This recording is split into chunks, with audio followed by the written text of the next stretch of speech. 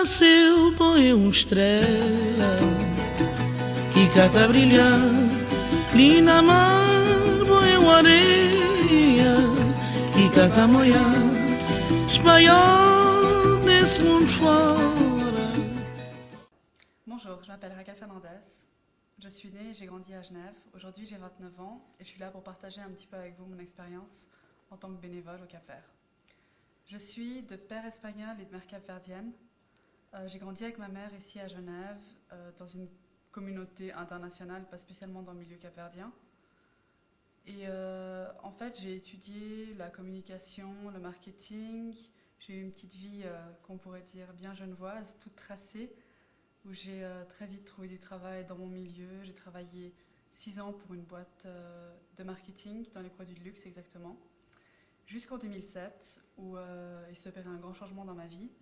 J'ai décidé de tout quitter en fait et j'avais besoin de faire un break et surtout j'avais besoin de connaître mes origines. J'ai décidé de quitter pour partir travailler comme bénévole au Cap-Vert. Mes raisons étaient que je connaissais en fait la culture capverdienne par la culture que ma mère m'avait inculquée et aussi par les moments que j'ai passés dans ma famille, le peu de famille que j'ai ici en Suisse et en France. Mais je ressentais en fait comme un espèce de manque parce que j'avais jamais passé beaucoup de temps au Cap-Vert. J'y étais allée une fois quand j'avais 4 ans, donc j'avais quelques souvenirs vagues. Et surtout, je parlais plus trop créole. Et c'était un espèce de manque en fait que je ressentais. Donc en 2007, j'ai tout plaqué. J'ai trouvé sur internet les coordonnées d'une ONG sur Praia qui voulait bien me prendre comme bénévole. Pour vous dire la vérité, ça n'a pas été très facile de trouver les coordonnées d'ONG en général, parce que les informations en fait, du Cap-Vert ne sortent pas forcément sur l'extérieur. Et surtout là-bas, les gens n'ont pas forcément, en tout cas à l'époque, n'avaient pas forcément l'habitude de recevoir des bénévoles et de recevoir ce genre de demandes. Les gens, je pense qu'ils se disaient, mais pourquoi est-ce qu'elle veut travailler gratuitement alors qu'elle vient d'Europe Elle est folle, celle-là.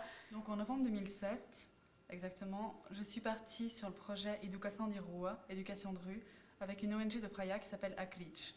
Sa directrice, qui s'appelle Madame Lou Tavares, donc m'a accueillie au sein de leur équipe et elle m'a simplement proposé de m'intégrer à l'un des projets, celui qui m'intéressait le plus, car ils avaient plusieurs projets avec les enfants, je me souviens plus exactement. Et moi j'ai décidé de travailler donc sur le terrain avec les enfants de la rue dans un projet de rescolarisation de ces enfants-là.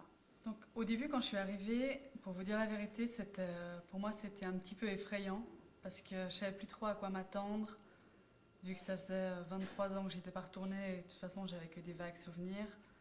Je trouvais que tout le monde parlait vraiment vite, je comprenais que la moitié de ce qu'on me disait, je répondais en portugais la plupart du temps, j'avais un peu honte de parler créole. Et les gens arrêtaient pas de me dire toi t'es pas capverdienne, t'es trop blanche, t'es trop ci, t'es trop ça. Donc pour vous dire, ça a été un petit peu difficile les premiers jours de m'intégrer et de savoir comment me comporter avec les gens. Et je suis très vite en fait partie sur le terrain pour travailler avec les enfants. Au début, de nouveau, j'ai été très choquée parce que je ne m'attendais pas à voir autant de pauvreté, des gamins qui n'ont pas d'habits, qui passent la journée tout nus, sans chaussures, à courir partout. Ça me fait un petit peu mal au cœur.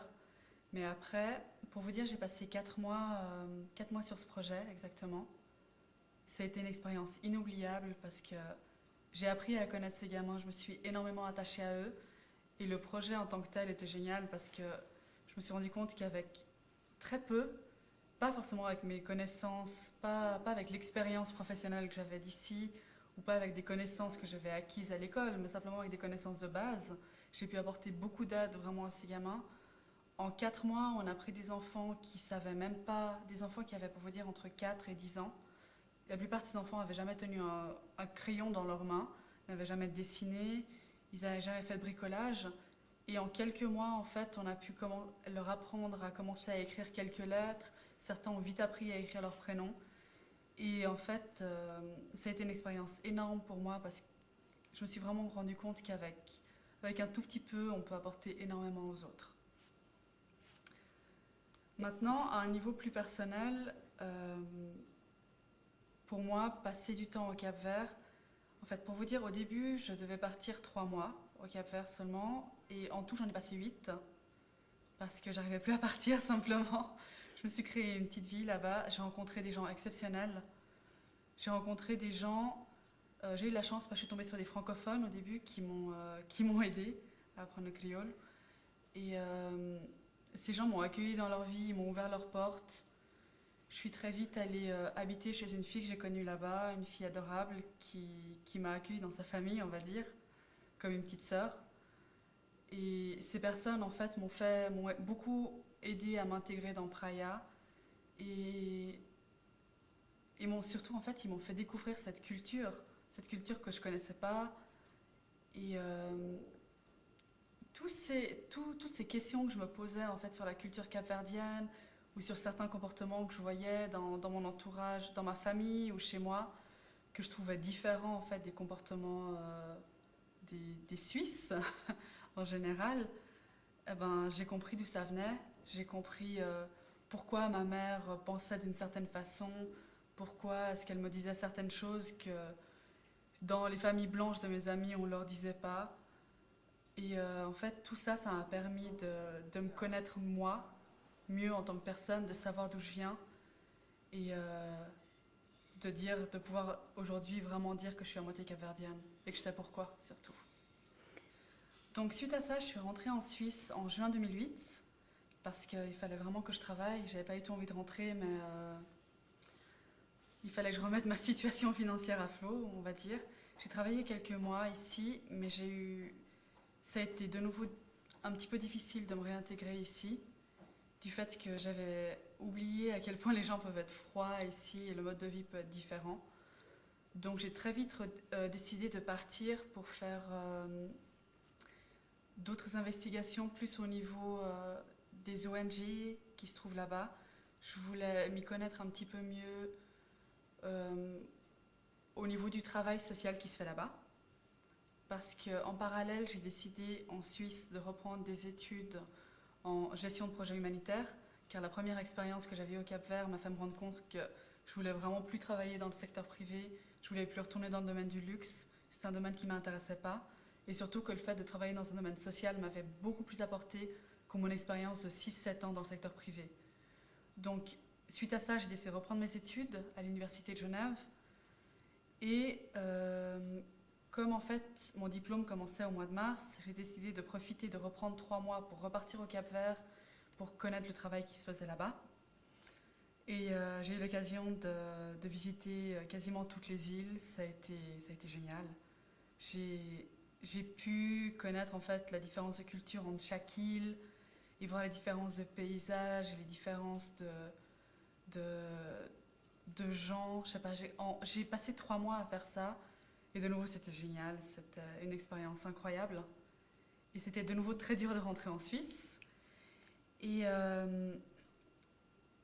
en fait, en parallèle, j'ai oublié de le mentionner avant, mais quand je suis rentrée du Cap-Vert, la première fois, j'ai été contactée par un membre de la communauté capverdienne ici à Genève qui s'appelle Humberto Lopez, qui est un éducateur de rue, entre autres, car il a plusieurs autres casquettes que je ne saurais décrire. Et en fait, il m'a proposé de faire partie d'une association qu'il avait envie de monter, qui s'occuperait en fait, entre autres, de monter des projets humanitaires avec le Cap-Vert et d'entretenir la culture capverdienne ici en Suisse. Donc il a pensé que j'étais une personne assez motivée pour m'impliquer dans un tel projet, ce qui était le cas. Et du coup, en septembre 2008, avec plusieurs autres personnes, on a créé l'association Archipel 238. Et j'en fais toujours partie. Moi que j'ai passé au Cap-Vert en hiver 2009 m'ont permis de me faire plein de contacts là-bas, sur plusieurs îles différentes, et de rentrer en Suisse avec quelques nouveaux projets en fait pour l'association. Des projets où, avec peu de moyens en Suisse, on pourrait en fait apporter beaucoup au Cap-Vert. Donc si vous êtes intéressé, allez regarder sur le site, je fais ma pub, archipel238.org. Donc en mars 2009, j'ai repris mes études à l'Université de Genève. J'ai recommencé à travailler ici. Et comment vous dire, le Cap-Vert me manquait énormément. J'avais vraiment envie de repartir. Et donc j'ai tout fait pour réussir à trouver un stage pendant l'été au Cap-Vert parce que j'avais pas cours ici en Suisse, donc rien qui me retenait forcément. Donc en été 2009, j'ai eu la chance de décrocher un stage à l'UNICEF euh, au sein des Nations Unies à Praia même. Ça a été une expérience très très enrichissante pour moi, tant au niveau personnel que professionnel, car j'avais déjà travaillé sur le terrain avec une ONG locale et des enfants des rues, mais là du coup j'ai pu voir en fait ce que c'était de travailler dans un milieu qui était beaucoup plus structuré et plus professionnel, et j'ai vu en fait que là-bas, comment dire, c'est pas parce qu'on est en Afrique que les gens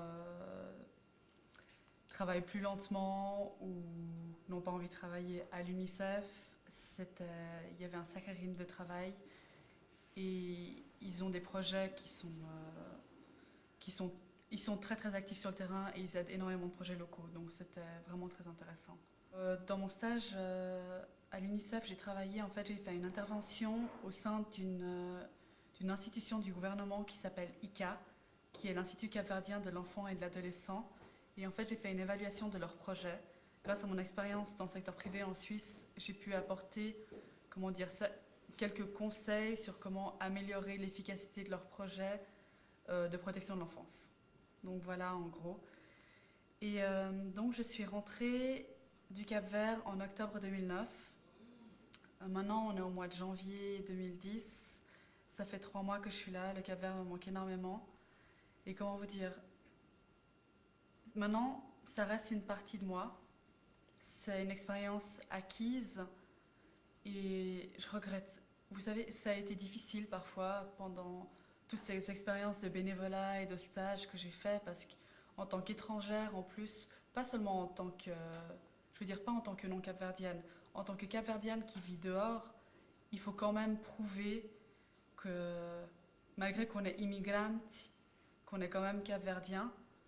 Il y a eu des moments qui étaient difficiles, mais la plupart des moments étaient tellement enrichissants que ça a valu la peine, à 100%. Donc, le seul conseil que je peux vous donner aujourd'hui, c'est, si vous en avez l'occasion, suivez mon exemple. Allez chercher vos racines, ça sera enrichissant, ça c'est pour sûr, et je suis sûre que ce sera une super expérience pour vous. Pour moi, ça, comment dire, ça a changé ma vie. Et maintenant, au niveau du bénévolat, moi personnellement, je crois au fait que avec très peu de moyens, on peut faire beaucoup. Et si tous autant qu'on est, qu'on soit capverdien ou pas, si tous autant qu'on est, on fait un tout petit peu pour le Cap-Vert, ça sera beaucoup pour là-bas. Maintenant, le Cap-Vert, ces dernières années, a énormément évolué. J'ai vu de plus en plus de bénévoles partir et les gens commencent à être plus habitués là-bas à recevoir des demandes de bénévolat et c'est quelque chose qui se fait de plus en plus. Donc si vous êtes motivé à le faire, si vous avez envie de partir ne serait-ce que 2 semaines, 1 mois, 2 mois, 3 mois pendant l'été, pendant vos vacances scolaires, si vous avez envie d'aller vous rendre utile là-bas, n'hésitez pas à me contacter. Je vous mettrai en contact avec des gens qui pourront vous aider. Je pourrais vous rediriger sur des projets, que ce soit dans le cadre d'Archipel 238 ou non. Si vous désirez me joindre, je suis joignable par Archipel 238. À nouveau, je vous répète, donc le site c'est www.archipel238.org. Je vous recommande vivement de visiter le site car nous venons d'y mettre le témoignage d'une jeune fille, d'une jeune Française qui n'a rien à voir avec le Cap-Vert, qui avait juste envie de connaître cette culture et qui m'a contactée car elle avait envie de partir faire du bénévolat là-bas. Je l'ai dirigée sur certains projets sur l'île de Saint Vicente, à Mindelo, et elle vient d'y passer 2 mois. Elle a adoré et elle a mis son témoignage sur le site. Donc si jamais ça vous intéresse, allez-y. Et elle a tellement aimé le Cap-Vert que, si je ne me trompe pas, le mois prochain, elle repart pour 6 mois. Donc faites comme nous et engagez-vous, ça coûte rien et ça apporte beaucoup.